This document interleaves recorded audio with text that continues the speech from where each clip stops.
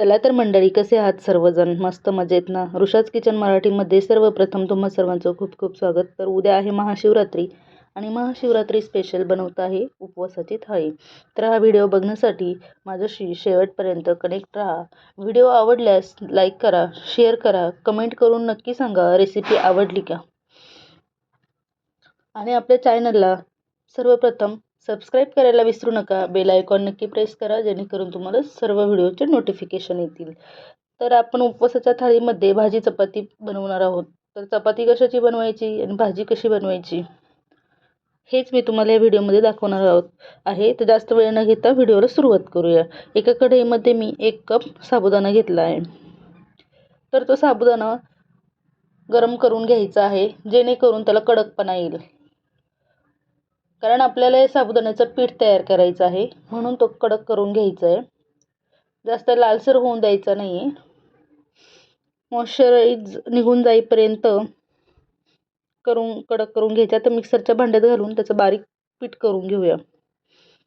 हे पीठ आपण तांदळाचं पीठ असतं त्यासारखं पीठ तयार करून घेऊया. हे बघा, या पद्धतीने साबुदाण्याचं सुद्धा पीठ बनवलेलं आहे. आता एका मिक्सरच्या भांड्यामध्ये आपण अर्धी वाटी शेंगदाणे घालूया आणि 3-4 मिरच्या घालू. थोडंसं अद्रक घालायचं आहे आणि एक बारीक पेस्ट करून घ्यायची ह्याची. आता हे वाटलेलं वाटण आपण भाजीसाठी सुद्धा वापरणार आहोत आणि चपातीसाठी सुद्धा वापरणार आहोत. ज्यांना चपाती नुसती खायची असते त्यांच्यासाठी मी सुद्धा एकदम छान बनते. तर आता या पिठामध्ये 2 मोठ्या आकाराचे उकडलेले बटाटे घालणार आहे. बटाटे घातल्याने चपाती सॉफ्ट होते आणि कडकपणा येत नाही चपातीला. तर 2 मोठ्या आकाराचे बटाटे घ्यायचे. 1 वाटी साबुदाण्याचं प्रमाण घेतले, तर त्यासाठी 2 उकडलेले मोठ्या आकाराचे बटाटे घ्यायचे. ते खिसून घ्यायचे आहेत. आणि ह्याच मिश्रणामध्ये आपण वाटून घेतलेली मिरची, अद्रक यामध्ये घालायचं आहे. तर आता यामध्ये आपण लाल मिरची कुस्करून टाकणार आहोत. तर तुम्हाला यामध्ये धने पावडर घालायची असेल तर धने पावडर सुद्धा घालू शकता. हे टोटली ऑप्शनल आहे. म्हणजे तुम्ही उपवासाचे कुठले रूल फॉलो करता. कोथिंबीर खात असेल तर तुम्ही कोथिंबीर सुद्धा घालू शकता.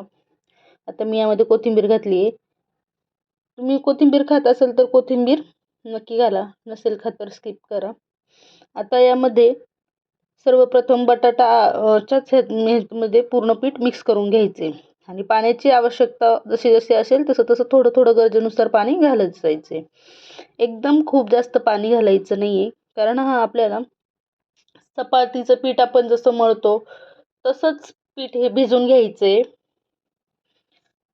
त्यामुळे जसं जसं पाणी लागेल तसं तसं थोडं थोडं पाणी घालायचे. आता हा साबुदाणा आपण कोरडा गरम करून वाटलेला आहे, तर ते पाणी सोकून घेतो जास्त. त्यामुळे थोडं थोडं पाणी घालत राहायचे. हे खूप ड्राय पण नाही झालं पाहिजे. खूप जास्त ड्राय झालं पीठ तर ते लाटताना आपली चपातीच्या कडे चिरू शकतात. तर ते चिरटला नाही पाहिजे. त्यासाठी पीठ एकदम मऊसूत भिजून घ्यायचे. जसं जसं पाण्याची आवश्यकता आपल्याला वाटते तसं थोडं थोडं करून पाणी घालायचे. तर हे बघा, आता असे मी याला खड्डे करून घेणार आहे आणि त्याच्यामध्ये थोडंसं पाणी टाकणार आहे. तर या पद्धतीने हे पीठ भिजवल्यानंतर ना साधारणतः म्हणजे कमीत कमी 15 ते 20 मिनिट भिजून द्यायचे. आणि तुम्ही जास्तीत जास्त अर्धा ते पाऊण तास हे भिजून देऊ शकता. तर खूप जास्त वेळ पण भिजवायचं नाही आहे. अर्धा पाऊण तास इनफ आहे. एवढा वेळ भिजवलं तर एकदम मऊसूत असं पीठ बनून तयार होतं. आता हे खड्डे तयार केले, त्यामध्ये पाणी टाकते. कारण पिठाला जितकं पाणी आवश्यक आहे तितकं ते सोकून घेईल, म्हणून थोडंसं पाणी मी वरतून सुद्धा टाकते. आता यावरती आपण झाकण ठेवून थोडा वेळ साईडला ठेवूया. 15 ते 20 मिनिटासाठी मी हे साईडला ठेवणार आहे. चला तर आता आपण भाजीची तयारी करूया. एका बाउलमध्ये मी दही घेतलं आहे.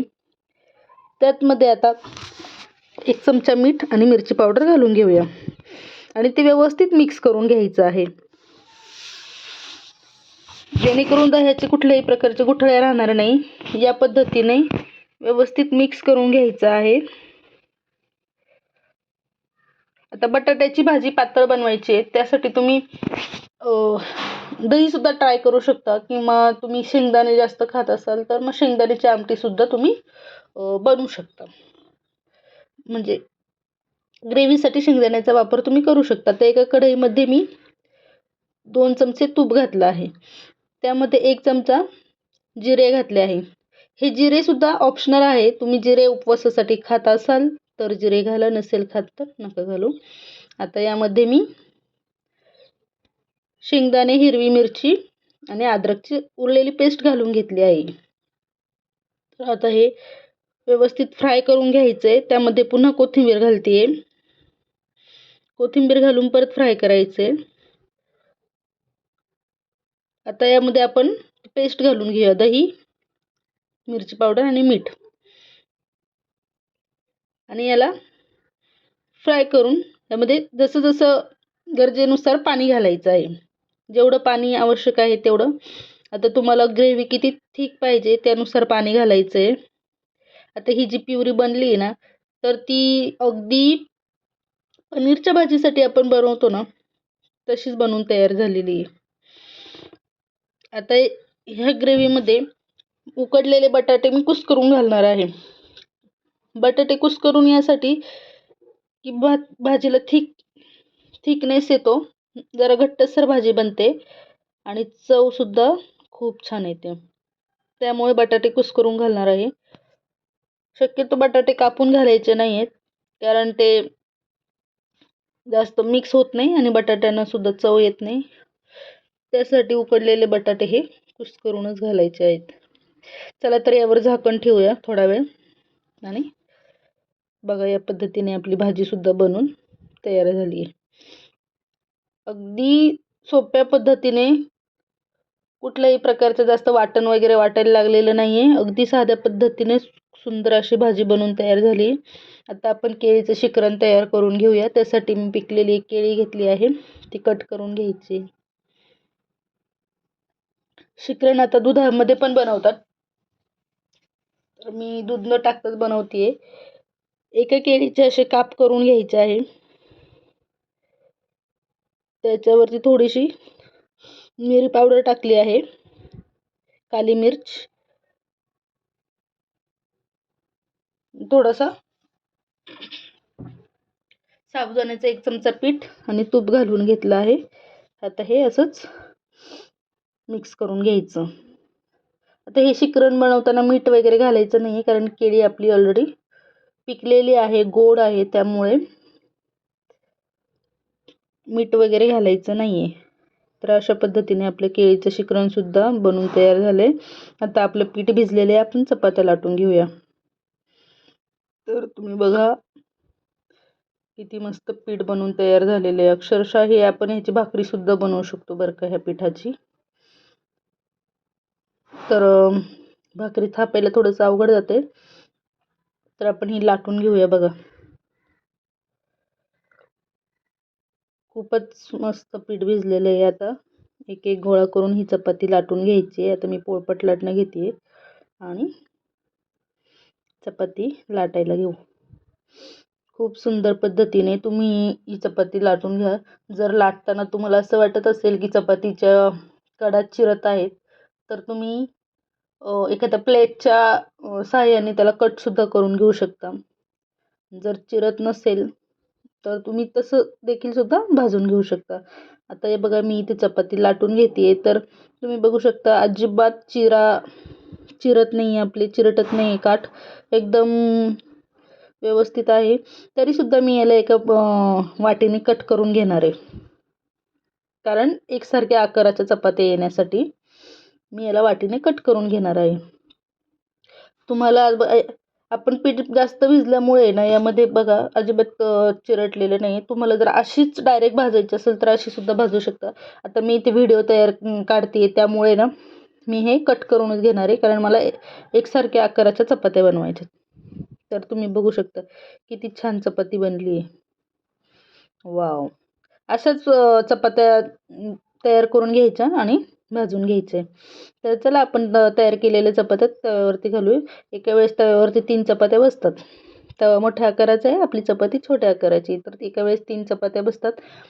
चपाती म्हणजे पुरीपेक्षा थोडे मोठ्या आकाराच्या चपात्या झालेल्या आहेत. आता हे तळलं तर तळून पण खूप चांगलं तयार होतं बरं का. पण जास्त ऑइली वगैरे नको म्हणून मी तव्यावरतीच शेकून घेणार आहे.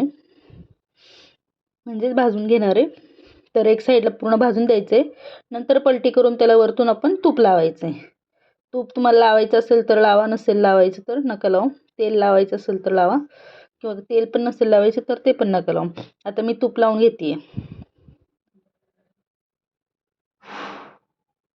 तूप लावून याला पलटी करून घ्यायचे. एकदम पुरी जशी फुगते तशी टम चपाती फुगते बघा बरं का. अतिशय सुंदर अशी चपाती बनून तयार झालेली आहे. ही रेसिपी तुम्ही पण नक्की ट्राय करा. मला नक्की सांगा, माझे एफर्ट्स मी एवढे दिलेले आहेत तर तुम्ही सुद्धा नक्कीच व्हिडिओ बघा बरं का. बघा अशी फुगली बघा किती. हे तूप तव्यावरती लावलं तरी चालतं किंवा मग तव्यावर जेव्हा चपाती खाली घेतात तेव्हा लावलं तरी चालतं. कारण तव्यावर जेव्हा तूपला घालतो ना आपण तेव्हा ते दूर होतं आणि तूप जळाल्यासारखं वाटतं. तर बघा किती छान पुरीसारखी चपाती फुगली टम. दुसरी सुद्धा चपाती फुगली आहे आणि तिसरी सुद्धा फुगणार आहे बघा.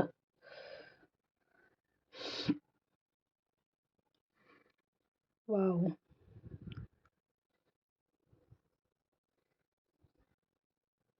हे बघा दोन्ही साईडने अशी भाजून घ्यायची, जास्त करपून द्यायची नाही, नाहीतर साबुदाणा असा लगेच करपट लागतो, चव बदलती. त्यामुळे फुगली की ती आपली चपाती व्यवस्थित शिजली. तर बघा आपली उपवासाची थाळी बनवून तयार झालेली आहे. त्यामध्ये मी साबुदाण्याचे पापड तळलेले आहे, दह्याला तडका दिलेलं दही घेतलं आहे, बटाट्याची भाजी, केळीचं शिकरण, काकडी आणि खरबूज घेतलेले, थोडेसे ड्रायफ्रूटसुद्धा घेतलेले.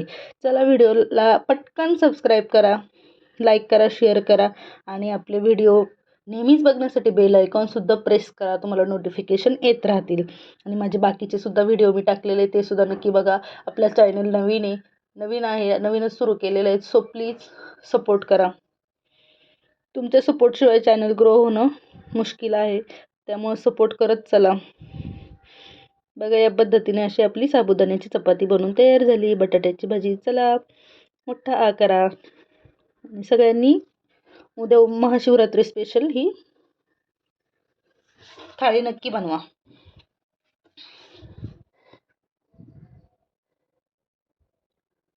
Like, share, subscribe.